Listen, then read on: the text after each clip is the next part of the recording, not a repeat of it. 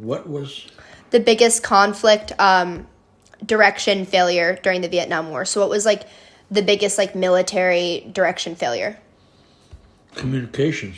Communications? Yeah, in my opinion, Westmoreland told the government, the House, Senate, and the President what they wanted to hear instead of the truth. What do you think could have been done to have that avoided? The connection between generals, who are basically politician wannabes, you're not going to change it. Generals, once you reach general state, you're actually a politician because your future is predicated or dependent upon the politicians. That next star is by politicians. The military doesn't give you a rank. After you start getting stars, it's all making favors with the politicians. And what do you think was the effect of those communication failures? Like, what do you think that actually led to out in the field? The reported kills of enemy soldiers and the fudging the numbers of American soldiers. That's about it that I can think of. In your opinion, what was the biggest government failure during the Vietnam War? Sticking her nose in it.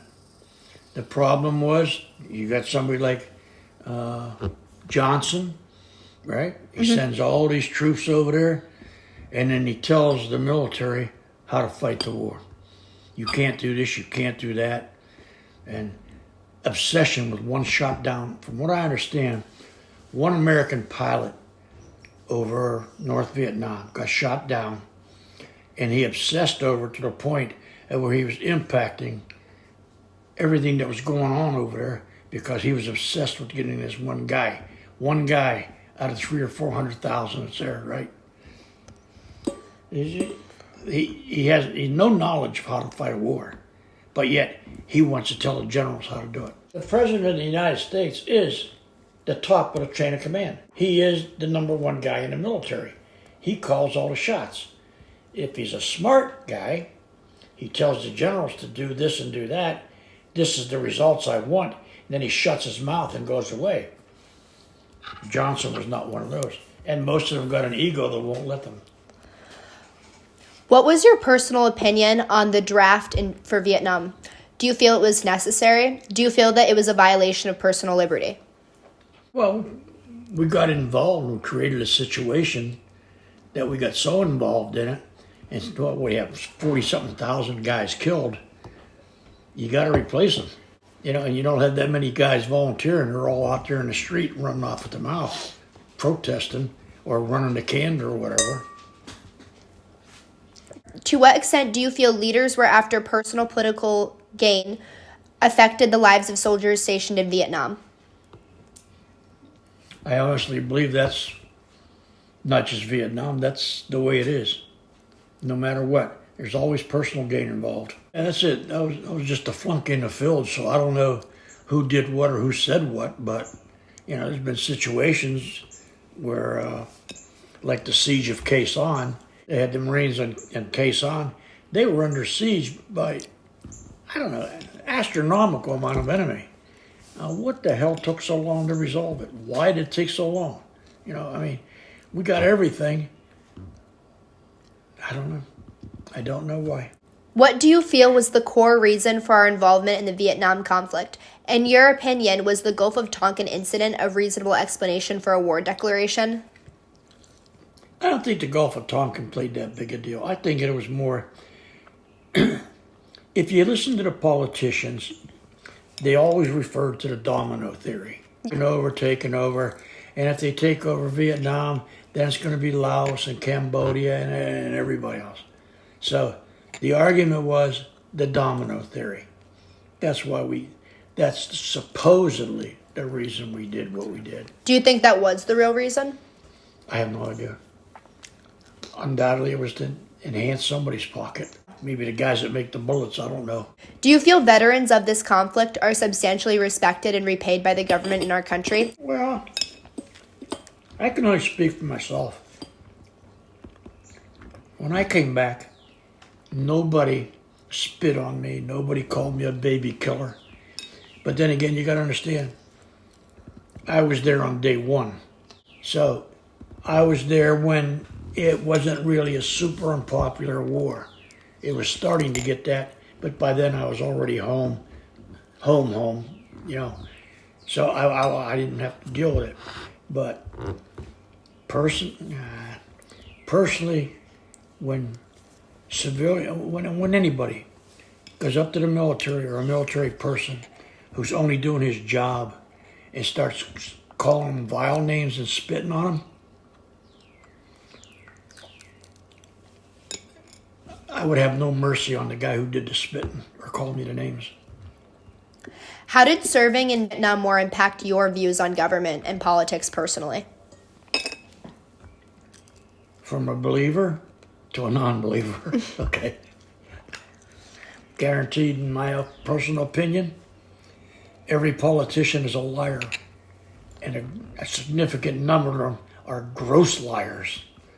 But hey, that's my opinion. Were there specific events from the war that you remember went back home and you were watching this on TV that you really felt that you really experienced the credibility gap? I watched it go down.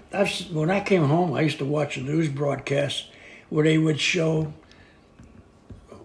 crazy war going on. Like when I was in Vietnam, I told you, when we got shipped out, there was no communications. My wife, grandma, and Tony's wife, and all the wives, we went off to work one day in the morning, and we never came home. And there was no answers, and you couldn't call, you couldn't do anything. But anyhow, television doesn't show you anything except glorification. They'll find somewhere where somebody shot a pig, and if there's nothing else better to do, they'll show you somebody shooting a pig. The more I just stayed awake last night thinking about this thing, the more I think of it, I don't know what in the hell. It looks like me, we're getting into another Korea. It just worries the hell out of me. I don't see what we can ever hope to get out of there with once we're committed. I believe the Chinese communists coming into it. I don't think that we can fight them 10,000 miles away from home and ever get anywhere in that area. I don't think it's worth fighting for, and I don't think we can get out. And it's just the biggest damn mess. It is. It's an awful mess. And we just got to think about. I look at this sergeant of mine this morning. Got 6 little old kids over there, and he's getting out my things and bringing me in my night reading and all that kind of stuff. And I just thought about ordering those kids in there. And what in the hell am I ordering him out there for? One thing what that the hell is clear to Vietnam me, worth to me? What is Laos worth to me? What is it worth to this country? no, we have to Now, get we got a position treaty, to but swing sure, this. we got a treaty, but hell, everybody else got a treaty out there, and they're not doing anything about it. Yeah. Yeah. Now, of course, if you start running the communists, they may just chase you right into your own kitchen. Yeah. Okay, my only question is, had I heard those tapes, would be, well, if you knew that and you was the president, why the hell did you perpetuate it? Those tapes came out after the bonehead was out of office. Yeah, okay, so it's closing a barn door after the cow got out. It's just, it's of no value. No, never trust government. Never trust government. Especially the other party, because they are definitely for self-perpetuation, and that's the only thing. In fact, that's both parties. All they care about is instilling or ensuring the future party. You're an afterthought. Pay your taxes. Keep us going. Do you think a lot of Vietnam veterans were treated that way? I'm sure of it. When I go over to the VA, we're sitting around BSing. Yeah. Nobody has a kind word for government, whether you're Democrat or Republican. What to you was the pivotal moment in this when you watched the news or when you were there in person on the field that you really lost all trust for government? No. It's a gradual, this happened, now this happened, now this happened. And it just keeps reinforcing until you get to the point of where there isn't one amongst them that ain't a liar to some extent. And their argument is, well, we gotta kind of like walk around what we say because we don't want to panic the people. You're a damn liar. What you want is you don't want nobody to know that you went into politicians as a poor monkey and you left a millionaire. Explain that one. Do you think that there was a lot of that going on in the Vietnam War? Let's look at it this way. How many politicians or generals, when they get out of politics or not being general, where do they go? Defense contractors as high-paid salaries, okay? And they know it. And they know it. You go to Northrop, they make all these fighter planes and stuff. And say, hey, you know, if we can push this XB-22 or something, you know, your retirement's coming up pretty soon, you know. I bet you we, you know, they don't say it out loud because that's against the law. But don't worry, they take care of one another. And that's just the way it goes. What do they call it? A revolving door. Do you think the Vietnam conflict and the credibility gap that took place after totally changed like the foundation of the American culture and the American view towards government? I think during the 60s is when this country had the single greatest blow to morals and values that's in the history of the country. They didn't care about anything. They don't care about this or that. There's no faith in anything. There's no common decency. I mean, the whole country just went to the dogs in the 60s. And, you know, there's no respect anymore. That's the biggest thing going on. I mean, nobody respects anybody. Do you think that was a side effect of the government failure around the Vietnam conflict? Well, I think, first of all, some of the protesting and the way it went, okay, if the law had clamped down on them, it might be a different country today. But when the government says, wow, I see it on TV, everybody sees it on TV, we can't do anything because if we do this and that and this and that, instead of saying we have a moral obligation to do it, and the spineless politician just sits back and lets it, and so that's why you got riots, they burn down cities now. There was a situation when I did that, I wrote that letter to Grandma, and I said, this place is so boring, I'm volunteering for ambush patrol, and I'll finish this letter when I get back. That day was the first day I almost got hurt, okay? A guy named Gene White and me, we decided to take point. Point is the guys who are probably 50 yards ahead of the main body. Your job is to look out and see if there's any ambushes or whatever. Now, anybody with a brain knows that if you got an ambush, the point, you definitely don't want him to see you because he'll warn the main body. I've never heard of a point getting shot yet, okay? They let them go through. They probably even paved the way for them to go through. They want the main body. I don't know whether the guys in my outfit knew that or not, but I did. So did Jay. Always volunteered point, and you know nobody wanted point. You know they figure, well, you out there on no problem. But the enemy isn't stupid. If you got two guys out there walking alone, you know there's a whole lot more behind them. Let them go through. You'll get the big bunch. Anyhow, we were going through a really big rice paddy. I'd say probably, I don't know, probably about 200 yards. But we had been walking on land, good land, and the rice paddy was on our right the whole time.